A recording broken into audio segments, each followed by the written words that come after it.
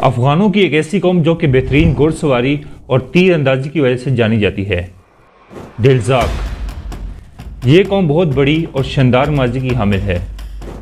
گکھڑوں اور ترکوں کے بعد سب سے پہلے ہزارہ میں یہی قوم آئی۔ یہ لوگ افغانستان سے ہجرت کر کے پشاور میں آئے اور پھر پشاور سے ہزارہ میں، اور اس قوم کا تعلق افغانوں کی کرلانی شاخ سے ہے۔ اگر ہم اس قوم کی ذیلی شاخوں پر نظر ڈالیں تو اس قوم کی ذیلی شاخوں میں نوری حیل، یعقوب حیل، احمد حیل، دتک حیل، عمر حیل، یحییٰ حیل، زکریہ حیل، سموزئی، شمشیر ہانی، نصرت حیل، عنایت حیل، امازئی، یاسین حیل، منڈا زئی، موتی زئی، وحید رضئی، موما زئی اور حسین زئی وغیرہ شامل ہیں۔ لیکن آج ہم بات کریں گے کچھ ایسے تاریخی حوالہ جات کے اوپر جو اس قوم کی ابتدائی زندگی کی مشکلات اور مصائب کا ثبوت دیتے ہیں۔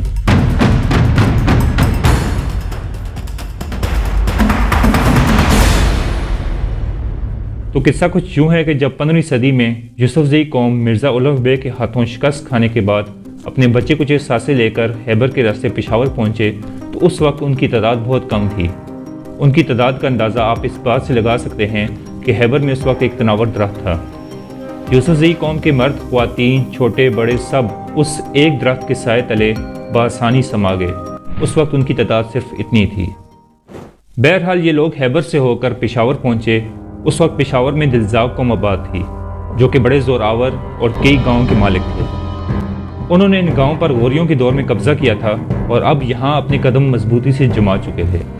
چنانچہ پشاور، دوابہ، باجوڑ، ننگرہار، کلپانی، ہزارہ اور علاقہ چھچھ و مرگلہ تک یہ تمام علاقے دلزاق کے قبضے میں تھے اور تقریباً ہر مقام پر یہی لوگ آباد تھے۔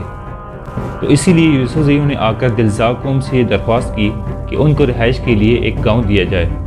تو اس پر دلزاق قوم نے فراخ دلی کا مظاہرہ کرتے ہوئے ان کو ایک گاؤں دینے کا فیصلہ کیا۔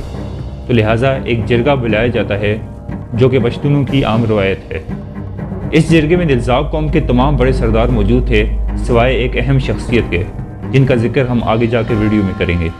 بہرحال جرگے میں یہ فیصلہ کیا جاتا ہے کہ یوسف زئی کو ایک گاؤں دے دینا چاہیے جس پر جا کر وہ آباد ہو جائیں، کیونکہ وہ تھوڑے سے لوگ تھے اور ان کے لیے ایک گاؤں کافی تھا۔ تو آخر دلزاق قوم نے دوابہ کا علاقہ جو کہ موجودہ چرسدہ کے نام سے مشہور ہے وہ یوسف زئی کو رہائش کے لیے دے دیا اور کہا کہ یہ علاقہ آپ کو مبارک ہو، آپ اس پر جا کر آباد ہو سکتے ہیں۔ لیکن یوسف زئی کے سردار ملک احمد خان نے ان سے کہا، اے دلزاق بھائیو، میری قوم مصیبت کی ماری کمزور اور ناتواں ہے اور ہمارے بہت سے لوگ پیچھے کابل میں اور دوسری جگہوں میں رہ گئے ہیں۔ ان میں اتنی استطاعت نہ تھی کہ وہ اپنے گھر بار اور کاروبار کو چھوڑ کر ہمارے ساتھ یہاں آ سکتے، لیکن کچھ عرصے کے بعد وہ بھی یہاں ہمارے پاس آ جائیں گے، تو ہمارے لیے یہ دوابہ کا علاقہ ناکافی ہے، اس میں میری پوری قوم نہیں بچ سکے گی۔ تو اس پر دلزاق قوم نے پھر سے فراخ دلی کا مظاہرہ کرتے ہوئے کہا کہ دوابہ کے علاوہ دانش کول، انبار اور باجوڑ کے ملحقہ علاقے بھی آپ کو دیے، وہ علاقے بھی آپ کے ہو گئے۔ تو اس پر ملک احمد خوش ہو گیا اور ان علاقوں کو قبول کر لیا۔ اس کے بعد دلزاق کے لوگوں نے ملک احمد سے یہ بھی کہا کہ اشنغر کا علاقہ بھی دوابے سے ملحق ہے، جب تم لوگ کچھ مالی لحاظ سے بہتر ہو جاؤ تو اپنی طاقت اور زور سے اشنغر کا علاقہ بھی شلمانیوں سے لے سکتے ہو، کیونکہ اشنغر اس زمانے میں دلزاق کے قبضے میں نہیں تھا، اس پر شلمانی قابض تھے۔ شلمانی ذات کے لحاظ سے اخوان سے ہیں، اب چونکہ یہ شلمان اور کرمان کے رہنے والے تھے تو اسی وجہ سے انہیں شلمانی کہا جاتا ہے۔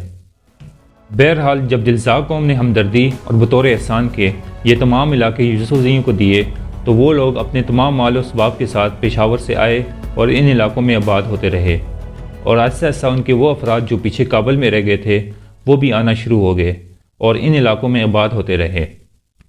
دلزاق قوم کی ایک شاخ عمر حیل سے تعلق رکھنے والے ملک حیبو بن جتہ جو کہ ایک نامور اور اہم شخصیت کے حامل تھے، تقریباً 1000 عمر حیل گھرانوں کے ساتھ باجوڑ میں جندول کے مقام پر آباد تھے، اور یہی عمر حیل قبیلہ دلزاق قوم میں بہادری کی وجہ سے مشہور تھا۔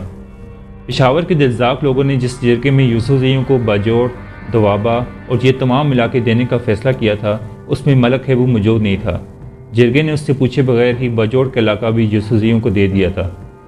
جب ملک حیبو کو اس بات کی خبر پہنچی تو اسے سخت غصہ آیا اور اس نے کہا کہ اگر دلزاق نے ہمارا علاقہ یعنی کہ باجوڑ یوسف زئی کو دے بھی دیا تو کیا ہوا، میں انہیں اپنے علاقے پر ہرگز قبضہ نہیں کرنے دوں گا۔ اس پر دلزاق قوم نے بہت سے قاصد اور خطوط ملک ہیبو کے پاس بھیجے اور کہا کہ جرگے کے فیصلے کا احترام کرو، کیونکہ یہ تمام علاقے ہم سب نے مل کر اتفاق کی رائے سے ان کو دیے ہیں، تو تم بھی اس فیصلے کو قبول کر لو اور میدانی علاقوں میں آ جاؤ جہاں دوسرے دلزاق قبائل ہیں، اور لڑائی کی صورت ہرگز اختیار مت کرو۔ اس پر ملک احمد نے ان کو جواب دیا کہ اللہ کی وحدانیت کی قسم، میں جنگ اور زور کے بغیر باجوڑ ہرگز نہیں دوں گا۔ تو باقی تمام دلزاق قبائل نے بھی اس کو سمجھانے کی کوشش کی اور کہا کہ دیکھو، جرگے کے فیصلے کا احترام کرو، کیونکہ یہ تمام علاقے ہم نے باہمی اتفاق سے ان کو دیے ہیں، تو لہٰذا تم بھی یہ علاقہ ان کے لیے چھوڑ دو اور باجوڑ سے اپنا سامان اٹھا کر ہمارے پاس آ جاؤ۔ ہمارے پاس اب بھی بہت سے علاقے موجود ہیں، ہم سب مل کر رہیں گے۔ مگر ملک ہیبو نے کسی کی بات نہ مانی، کیونکہ اس نے دل ہی دل میں جنگ کی ٹھان لی تھی، جبکہ دوسری طرف یوسف زئی نے یہ علاقہ اپنی طاقت اور زور سے حاصل کرنے کا فیصلہ کیا، کیونکہ اس وقت باجوڑ میں سب سے بہتر علاقہ یہی جندول تھا۔ ملک ہیبو اپنے تمام لاؤ لشکر کے ساتھ جندول سے روانہ ہوا اور لکاتیگا کے پاس آ کر پڑاؤ کیا۔ لکاتیگا کا مطلب ہوتا ہے گاڑے ہوئے پتھروں کا ستون، اور یہ جگہ اب بھی لاشوڑا کی ندی کے شمال میں ہے۔ دوسری جانب جب دوابے کی یوسف زئیوں کو ملک ہیبو کے اس ارادے کی خبر پہنچی تو وہ خلیل قوم کے ساتھ ایک لشکر تیار کر کے اپنی قوم کی مدد کے لیے باجوڑ آ گئے۔ اب دونوں لشکر میدان میں آمنے سامنے ہیں اور لڑائی کی نیت سے ایک دوسرے کی جانب بڑھ رہے ہیں۔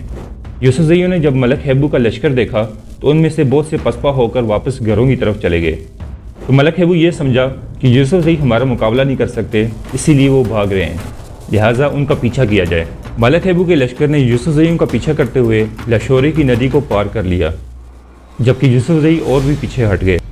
اب ملک ہیبو کے لشکر نے وہاں قدم جما لیے تھے جہاں پہلے یوسف زئی کھڑے تھے۔